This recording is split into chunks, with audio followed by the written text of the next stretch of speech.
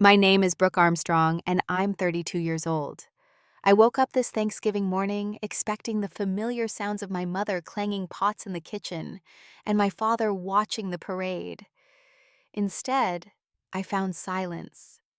Room by empty room, I discovered the unthinkable. My entire family had left for a luxury vacation without telling me. The hastily scribbled note on the kitchen counter said they'd gone to Aspen. Just like that, they'd erased me from the holiday. But what they didn't know was that this betrayal would be their last.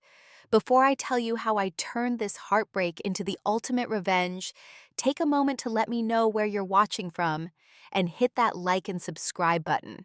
Trust me, you'll want to see how this ends. I've always been the middle child, the peacekeeper, the fixer, the one who bends over backward to keep everyone happy while receiving little appreciation in return. Growing up in the Armstrong family meant living in a beautiful colonial home in one of Boston's most affluent suburbs. But the stunning facade hid the cold emotional reality inside. My mother, Margaret, is what you'd call a society woman. At 58, she still maintains the perfect appearance of someone 10 years younger. Her blonde hair always freshly highlighted her wardrobe exclusively designer labels. She married my father James for his wealth and connections, and she spent her adult life climbing social ladders and hosting parties that were more about impressing guests than creating warm memories. My father, though physically present more often than not, might as well have been a ghost in our home. At 60, his investment banking career had consumed him so completely that he barely registered my accomplishments or struggles. He measured worth in dollars and cents, not in emotional connections. Then there's my sister Audrey, 36, the golden child who could do no wrong in my mother's eyes. She married a wealthy hedge fund manager 5 years ago and doesn't work, instead spending her days shopping, attending charity luncheons, and subtly competing with me whenever possible. She inherited my mother's talent for making cutting remarks disguised as concern. "Oh, Brooke, you're still at that little real estate company. How persistent of you." My younger brother, Tyler, 28, completed our family dynamic as the spoiled baby. Despite being in graduate school for the past 6 years, he mainly seemed to study partying and spending my parents' money.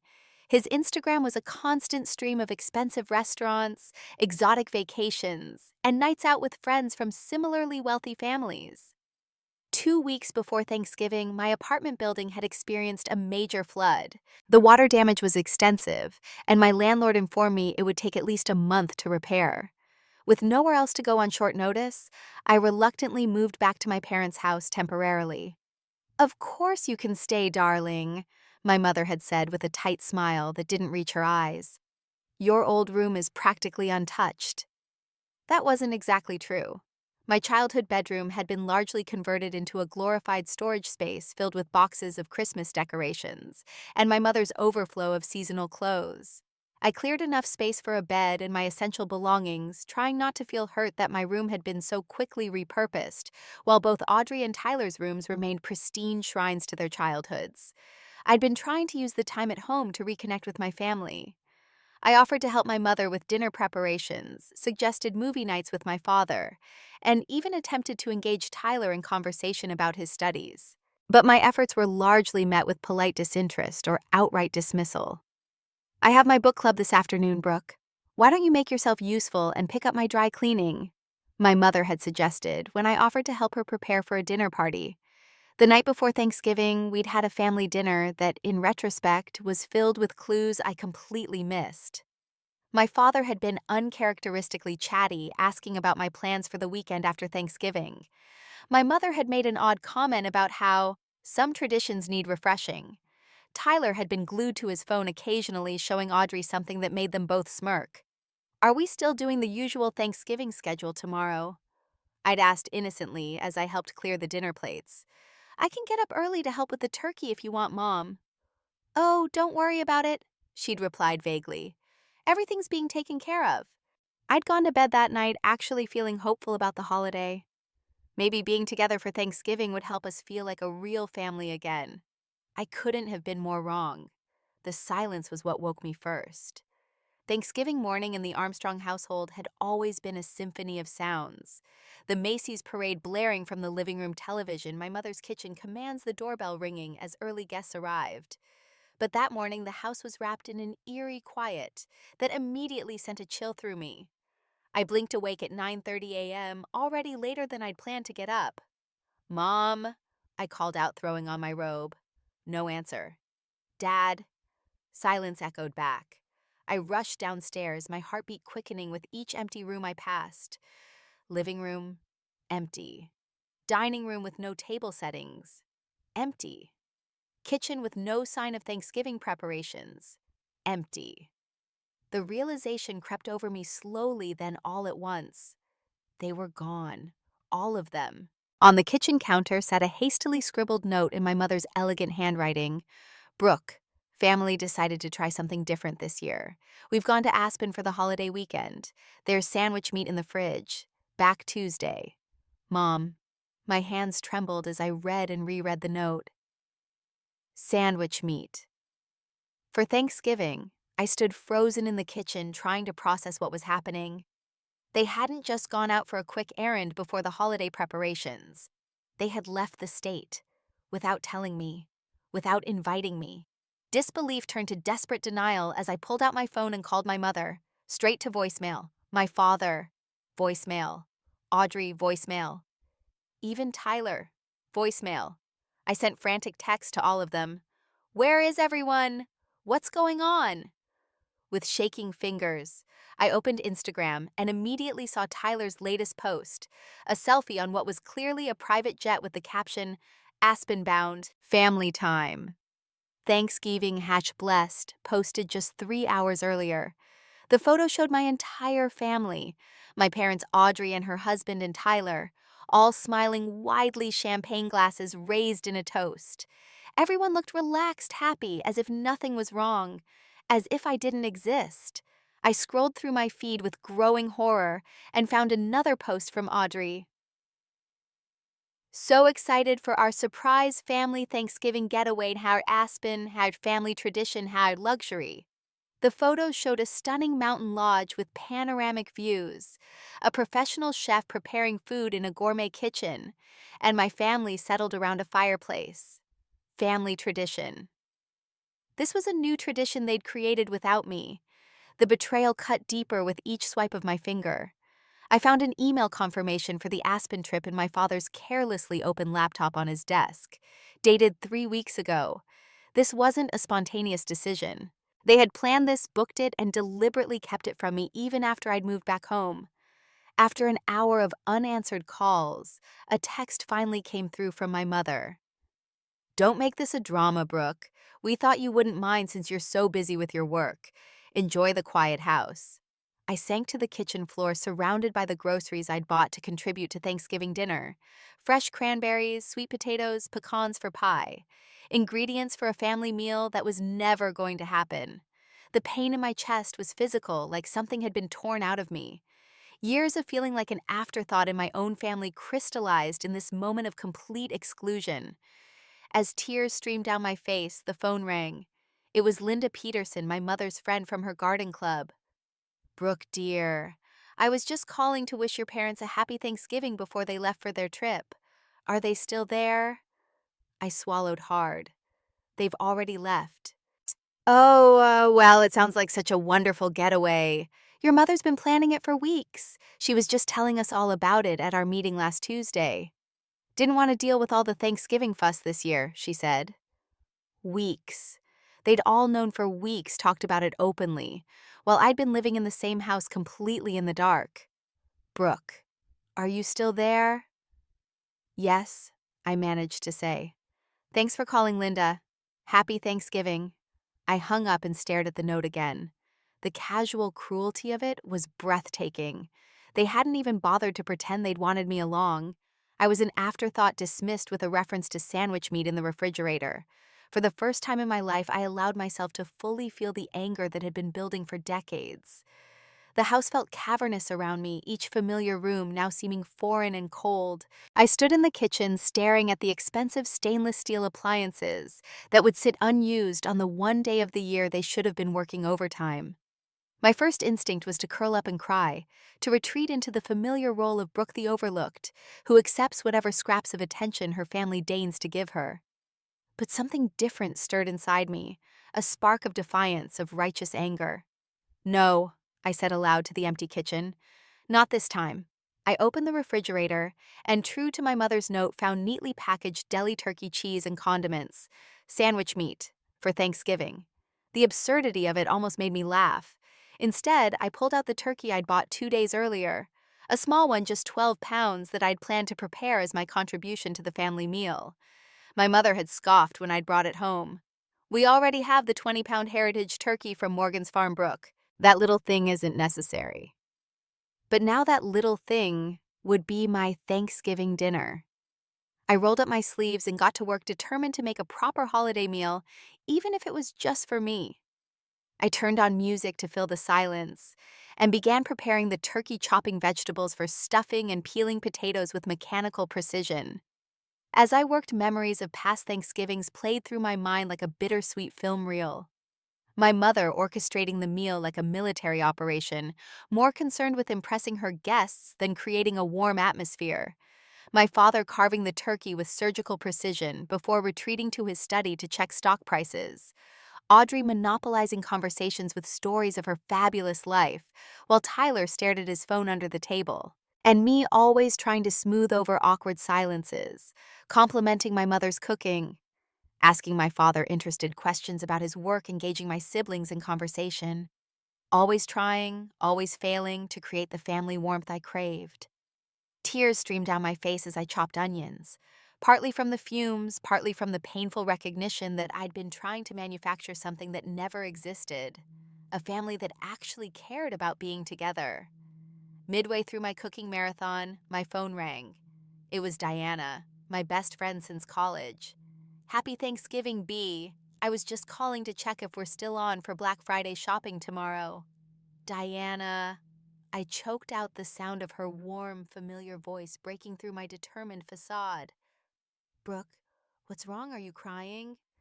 The whole story poured out of me. The empty house, the note, the social media post, the sandwich meat in the fridge. Diana's gasps of outrage were exactly what I needed to hear. "Those absolute monsters!" she fumed when I finished. "Get in your car right now and come to my place. My parents would be thrilled to have you. There's more than enough food." The invitation was tempting. Diana's family was everything mine wasn't. Warm, loving, inclusive. But something held me back. "Thanks, Di, but I don't want to be a charity case. I've already started cooking here, and I need to just process this." "You're sure Mom makes her famous pecan pie?" "I'm sure. But thank you. It means everything that you offered." After promising to check in later, Diana reluctantly let me go. I returned to my cooking with renewed determination, now fueled by a strange mix of grief and resolve.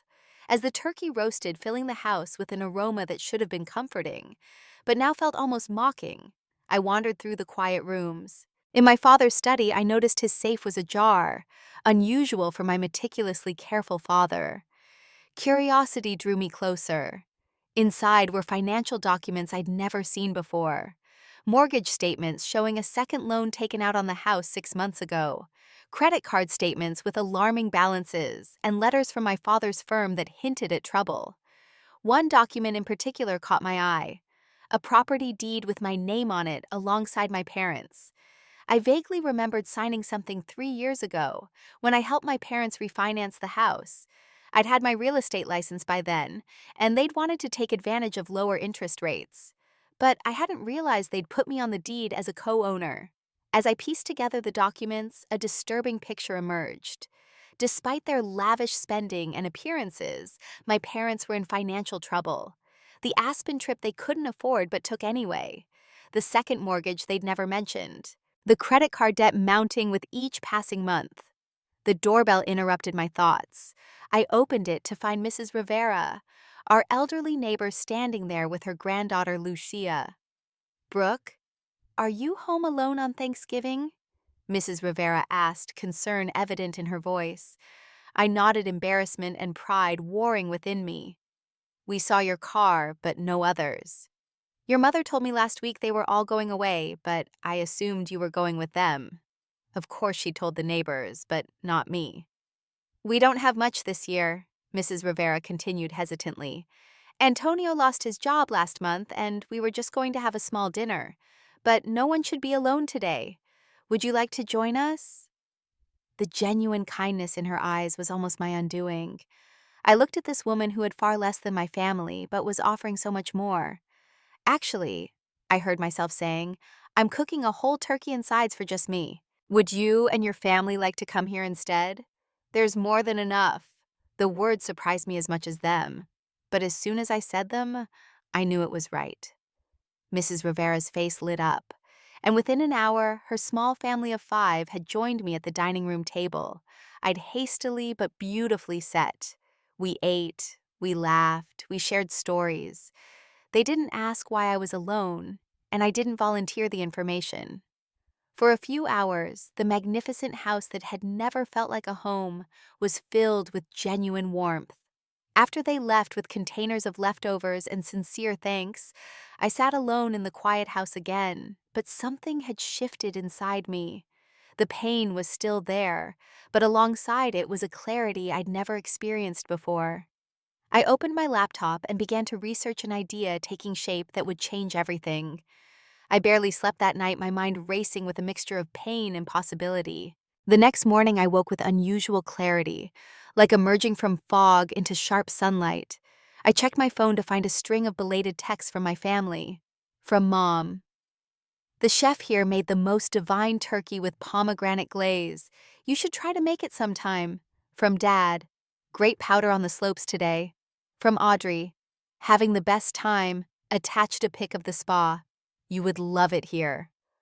The photo showed her lounging in a luxurious hot tub overlooking snow-covered mountains. From Tyler. Sucks, you couldn't make it. Maybe next time. Each message was more tone-deaf than the last, offering hollow acknowledgments without genuine concern or apologies. Not one of them asked how I had spent Thanksgiving alone. Not one acknowledged that they had excluded me from a family trip. It was as if they genuinely couldn't see the cruelty in their actions. I didn't respond to any of them. Instead, I called Dr. Levine, my therapist, and was grateful when she agreed to a virtual emergency session despite the holiday weekend. What you're describing is a pattern of emotional neglect that's been normalized in your family dynamic, she said after I'd explained what happened. Their behavior was deeply hurtful, and your feelings are entirely valid. I've always made excuses for them, I admitted. I've told myself they're just busy or distracted or that I'm being too sensitive. That's very common in family systems like yours. The person who recognizes the dysfunction often becomes the one who accommodates it, trying to maintain peace at their own expense. But I don't want to do that anymore, I can't. Dr. Levine nodded. That's an important recognition. What do you want to do instead? I hesitated, then shared the beginnings of the plan I'd been forming since discovering the financial documents and my name on the house deed. I want to take back my power. I want them to understand that they can't treat me this way anymore. And I think I want to sell the house. Instead of looking shocked, Dr. Levine seemed thoughtful. That's a significant step. Do you have the legal right to do that? I think I do. I'm on the deed as a co-owner. I verified it online last night. In this state, any co-owner can initiate a sale. And you're prepared for the fallout. I don't know, I admitted. But I know I can't go back to how things were. After our session, I called Diana, who came over immediately with coffee and bagels. A corporate lawyer by profession, she helped me review the documents I'd found. You're definitely on the deed as a joint tenant with right of survivorship, she confirmed. Legally speaking, you have equal ownership rights to your parents, regardless of how much of the purchase price you contributed. You absolutely could sell, but it would be a nuclear option, Brooke. That's what they've turned this into, I said, surprising myself with the firmness in my voice. They left me alone on Thanksgiving with sandwich meat in the fridge. They've excluded me my entire life. They've hidden their financial problems while continuing to live beyond their means. Maybe it's time for a nuclear option. Diana studied me for a long moment. I've known you for over a decade, and I've watched you bend over backward for your family while getting nothing in return. If this is what you need to do, I'll support you. but let's make sure you've thought through all angles. We spent hours brainstorming scenarios and potential outcomes. Diana asked tough questions about what I really wanted. Was it revenge? Acknowledgement? Independence? Financial gain? All of it. I finally said. I want them to realize they can't treat me, like this. I want to be free of the emotional roller coaster they've had me on my whole life. And yes, I want financial security they've never helped me achieve despite their wealth. By evening, my plan had taken shape. I would use my real estate expertise to sell the house quickly before they returned from their trip. The market in our area was hot, and I knew I could get multiple offers within days. I contacted Sarah Jenkins, an attorney friend who specialized in real estate law. It's unusual but not unprecedented, she confirmed after reviewing the documents. As a joint tenant, you have the right to force a sale through partition. Typically, this involves court proceedings, but if you find a buyer willing to proceed, knowing the circumstances, you could effectively sell before they even realize what's happening. And they couldn't stop it. They could try to contest it after the fact, but with you on the deed, they'd have an uphill battle. The bigger question is, are you ready for the personal consequences? This will likely end your relationship with your family. I thought about that relationship. The years of emotional neglect, the constant feeling of being an outsider, the Thanksgiving betrayal that was just the most recent in a lifetime of exclusions. I think that relationship ended a long time ago, I said quietly. I just never admitted it to myself. With newfound determination, I returned to my apartment building to check on the repairs. As I suspected, the damage wasn't nearly as extensive as initially claimed. My unit would be habitable again within a week, perfect timing for what I had planned. Back at my parents' house, I methodically began preparing for what came next. I used my professional expertise to stage the house beautifully. I took crisp, flattering photos of each room. I prepared a listing that highlighted the property's impressive features, while being transparent about the second mortgage that would need to be settled. I carefully packed up my personal belongings and the few family heirlooms that genuinely meant something to me. My grandmother's pearl necklace that my mother had never liked photo albums from my childhood. A small oil painting my grandfather had created. Then, after a deep breath, I posted the listing online and sent it to select clients and colleagues I knew were looking for properties in this prestigious neighborhood. The responses were immediate. Within 24 hours, I had 5 showing requests. By the end of the weekend, just 3 days after Thanksgiving, I had 3 above-market offers, despite the transparency about the financial encumbrances. The strongest offer came from the Johnsons, a lovely family with 2 young children who had been trying to break into the neighborhood for years. Their financing was solid. They were willing to close quickly, and most importantly, they understood the unusual circumstances and were still eager to proceed. "We've been looking for over a year," Mrs. Johnson explained when they came for their second viewing. "This house is perfect for our family. The school district, the space, everything." Looking at them, I saw what a real family could be, supportive, loving together. They deserved this house more than my family ever had. I accepted their offer Sunday night. With expedited processing due to my industry connections and the buyer's motivation, we were set to close on Tuesday afternoon, just hours before my family was scheduled to return. Monday morning, neighbors began texting my parents about the for sale sign in their yard and the stream of people touring the house. My phone exploded with calls and messages I continued to ignore. The time for explanations would come, but not yet. Not until it was done. Tuesday morning, I met with the Johnsons, their agent, and our attorneys for the closing. I signed the papers with a steady hand, officially transferring ownership of the Armstrong family home to a family who would fill it with the love it had always lacked. As I handed over the keys to the delighted Johnsons, I felt a weight lift from my shoulders, a weight I hadn't even realized I'd been carrying my whole life. I wished them happiness in their new home, then drove to my newly restored apartment to wait for the storm I knew was coming. At 7:38 p.m., exactly 13 minutes after their scheduled return time, my phone rang. My father's name flashed on the screen. I took a deep breath and answered. "What the hell have you done?" His voice was a raw panic and rage, making it nearly unrecognizable. "Hello to you too, Dad. How is Aspen? Don't you dare. We just pulled up to our house to find strangers inside and a sold sign on the lawn." What have you done? I exercised my rights as a co-owner of the property, I replied, my voice remarkably calm. I sold the house. You what? That's not possible. You can't. Actually, I can, and I did. I'm on the deed, Dad. Remember when you had me co-sign during the refinance 3 years ago? That made me a joint tenant with equal ownership rights.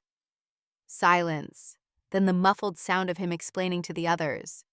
I heard my mother's shrill voice in the background. She can't do that. It's not her house. Where are you? My father demanded back on the line. At my apartment. The flood damage has been repaired. Stay there. We're coming over now. The call ended, and I sat in my newly restored living room waiting. I had prepared for this moment, rehearsed what I would say, how I would remain firm yet dignified. But nothing could have fully prepared me for the hurricane that burst through my door 40 minutes later. My entire family piled into my modest apartment, faces contorted with various shades of outrage and disbelief.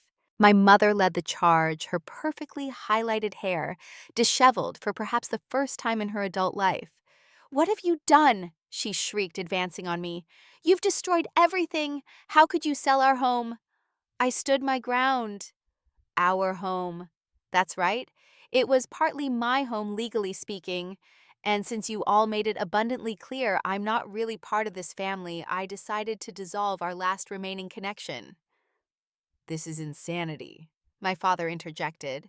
His face flushed. I'll have this sale reversed immediately. I'll sue you for everything you're worth. You can try, I replied evenly. But the sale is legal and binding. I had excellent legal counsel to ensure that. Audrey stepped forward, her expression a mixture of shock and strange respect. You actually did it. Little Brooke finally grew a backbone. Don't act impressed, Audrey. You're just as responsible as they are. Tyler had collapsed onto my couch looking shell-shocked. Where are we supposed to live now? All my stuff was there. The new owners have generously allowed you 2 weeks to remove your personal belongings, I explained. The sale agreement specified that. They're a lovely family, by the way. Their children will be much happier in that house than we ever were. My mother sank into a chair, suddenly looking every day of her 58 years and more. How could you do this to your own family? Family. I repeated the word, tasting bitter on my tongue. Was I family when you all went to Aspen without even telling me, much less inviting me? Was I family when you left me alone on Thanksgiving with sandwich meat in the fridge? Have I ever truly been family to any of you? No one answered. I found the financial documents, by the way. I continued into the silence. The second mortgage, the credit card debt, all of it. You're in serious financial trouble, yet you spent a fortune on a luxury Thanksgiving getaway that excluded your own daughter. Make it make sense. My father's anger seemed to deflate, replaced by something close to shame. We've had setbacks. The firm isn't doing well. I've made some investment mistakes. So you hid it and kept spending like nothing was wrong, including on a trip to Aspen. We needed it, my mother insisted. The stress has been unbearable. For you, I pointed out. Everything is always about what you need. And this isn't about what you need, Audrey shot back. Getting revenge because your feelings were hurt. This is about consequences, I corrected her. For once in your lives, there are actual consequences for how you treat people, how you've always treated me. So what happens now? My father asked, his business mind finally engaging. Where does the money from the sale go? After paying off both mortgages and the closing costs, there's approximately $800,000 left. As a co-owner, I'm legally entitled to my share, which would be about $267,000. The rest is being transferred to accounts in your names. My mother gasped. You're taking that much after everything we've done for you. The irony of her statement nearly made me laugh. What exactly have you done for me, Mother? Name one thing in the last decade where you've put my needs before your own. Her mouth opened and closed, but no examples came. That's what I thought, I said quietly. And for the record, I'm taking less than a third, which is actually below what I'm legally entitled to as a co-owner. The room fell silent as the reality of the situation sank in. Their home was gone. Their financial secrets were exposed. Their carefully constructed facade had crumbled. Tyler was the first to crack. I didn't know they were excluding you on purpose, he said, looking genuinely distressed. Mom just said you couldn't come because of work commitments. I turned to my mother, one eyebrow raised. We thought it would be easier that way, she muttered. You're always so sensitive about these things, about being excluded from family events. Yes, how oversensitive of me. My father had moved to the window, staring out at the city lights. Where are we supposed to go now? We can't afford another house in the neighborhood with what's left. You'll have to downsize, I said simply. Like most people do when they're in financial trouble. The money from the sale should be enough to get you a comfortable condo without a mortgage. You'll be fine. Fine, my mother repeated incredulously. How will I face my friends? The shame of it. Maybe, for once, Mom, you could try caring less about what your friends think and more about how your actions affect your family, your whole family. Audrey had been uncharacteristically quiet, studying me with narrowed eyes. You've changed, she finally said. Yes, I agreed. I have. We talked for another hour, the conversation cycling through accusations, justifications, and occasional moments of genuine reflection.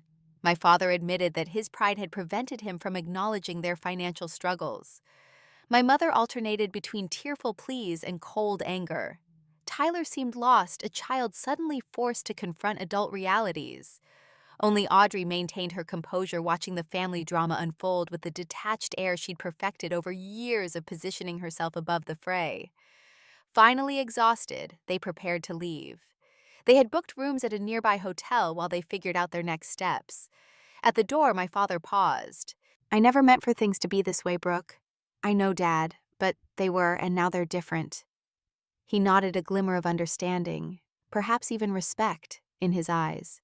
Will we see you again? My mother asked, her voice small. I don't know, I answered honestly. That depends on whether anything actually changes, whether you can see me, really see me, for the first time in my life. As they filed out, Tyler hung back. For what it's worth, I'm sorry. I've been a selfish jerk. Yes, you have, I agreed, but gently. But you're young. You have time to become someone better. After they left, I stood alone in my apartment, emotions washing over me in waves. Doubt, grief, vindication. And underneath it all, a profound sense of liberation. I had taken control of my narrative for the first time in my life. Whatever came next would be on my terms. 1 year later, I stood in my kitchen putting the finishing touches on a Thanksgiving table that looked like it belonged in a magazine. Through the archway, I could see my guests chatting and laughing in the living room of my new home, a charming 3-bedroom house I'd purchased with my portion of the sale proceeds and my substantially improved salary. The past year had brought changes I could never have imagined. After the house sale made waves in our social circle, I received a surprising call from Bradley Henderson, owner of the city's most prestigious real estate firm. I've been watching your career for a while, he'd said. Anyone who can navigate a complex sale like that, especially with such personal stakes, has exactly the kind of drive and expertise we need. I'd like to offer you a partnership track position.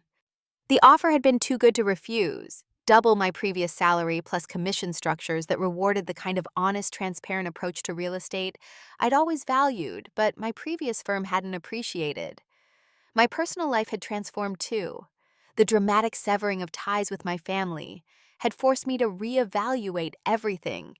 Which relationships nourished me, which drained me, what I truly wanted from life. I'd started setting boundaries in all areas, stopped saying yes when I meant no, and begun prioritizing my own well-being in ways that still sometimes felt foreign, but increasingly natural. Diana appeared in the kitchen doorway, wine glass in hand. Need any help? The natives are getting restless out there, I laughed. Just about done. Can you grab the cranberry sauce from the fridge? As she did, I surveyed my Thanksgiving spread with satisfaction. A perfectly roasted turkey, homemade stuffing garlic mashed potatoes, green bean casserole, sweet potato casserole with the marshmallow topping Diana loved, 3 types of pie cooling on the counter. A feast made with love for people who actually wanted to be here. My guest list included Diana and her boyfriend Mark, my colleagues Amanda and Javier with their spouses, Mrs. Rivera and her granddaughter Lucia from my old neighborhood, and somewhat surprisingly, Tyler and my father. The months following the house sale had been predictably difficult. My mother had initially refused any contact, telling anyone who would listen that I had betrayed and abandoned the family. Audrey had followed her lead, cutting me off completely. But my father and Tyler had taken different paths. Dad had reached out about 3 months after the sale, asking if we could meet for coffee. To my shock, he'd been humble, even contrite. "I've been seeing a therapist," he'd admitted, looking uncomfortable but determined. "She's helping me understand some things about myself, about how I've treated you. I'm not asking for forgiveness, Brooke. I just want a chance to try to be a better father." We'd started with monthly coffees, then gradually increased to weekly dinners. He'd downsized to a modest condo, scaled back his work hours, and seemed genuinely interested in my life for the first time I could remember. Our relationship was still healing, still fragile in places, but it was more authentic than ever before. Tyler had followed a similar path, though, with more youthful resilience. The shock of losing his childhood home and financial security had been a wake-up call. He'd finally finished his master's degree, gotten a real job at an environmental nonprofit, and started paying his own bills. He'd even apologized, genuinely apologized, for his role in the Thanksgiving debacle and years of taking me for granted. "Turkey's ready," I announced, carrying the platter to the dining table as my guests gathered around. As we settled into our seats, I looked around at the faces. Some old friends, some new, some family by blood, others by choice. This was what Thanksgiving should be: people coming together in genuine gratitude and care. "Before we eat," I said, raising my glass, "I'd like to propose a toast to chosen family, to second chances, and to having the courage to create the life you deserve even when it's terrifying." "Here, here," Diana called, and everyone raised their glasses. My father caught my eye across the table, his expression a mixture of pride and lingering regret. "To courage," he echoed quietly. After dinner, as everyone mingled over coffee and pie, I slipped away to the back porch for a moment of quiet reflection. The night was cool, but not cold stars peeking through scattered clouds. A year ago, I'd been shattered by betrayal, standing alone in an empty kitchen. Today, my home was full of warmth and genuine connection. The path between those 2 points hadn't been easy.